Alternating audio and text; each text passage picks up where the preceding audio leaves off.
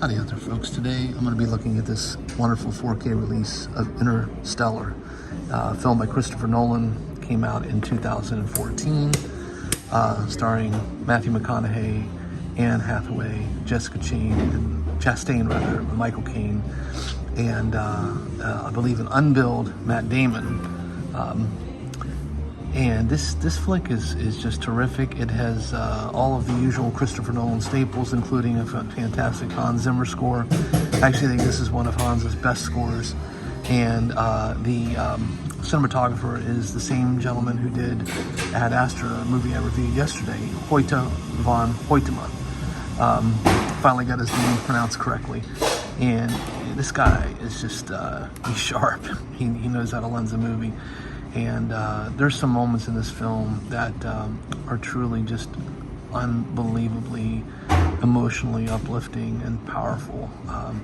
The sequence where Matthew McConaughey attempts to manually dock his ship to the spinning orbiter here is a real highlight. It's just incredible. I also think that some of the other stuff in there with his daughter, played by Jessica Chastain, as an older woman, and then the younger actress who plays her is particularly good. I think it really does marry emotion and science fiction and tech together in a fascinating way. And of course, Christopher Nolan is Mr. Tactile. If he can film it in camera, he will.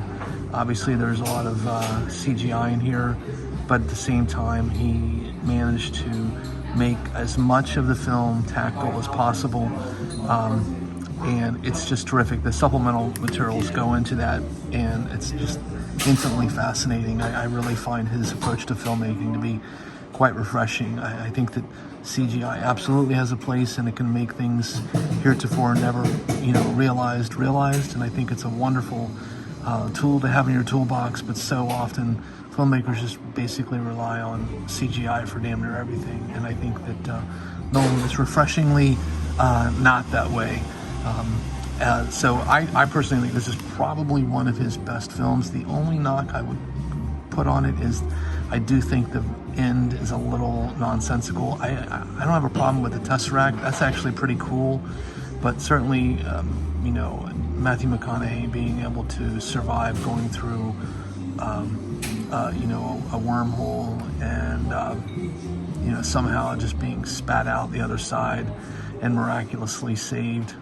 I just think that was ridiculous. I mean, they should have just had him go through, do his heroic thing, and just get strung out into a infinitely long noodle and just call it a day, because that is in all likelihood what would have happened. Certainly not that ludicrous ending, especially when he, after going through all of that to see his daughter, he goes back, he sees his daughter for 5 minutes and then splits.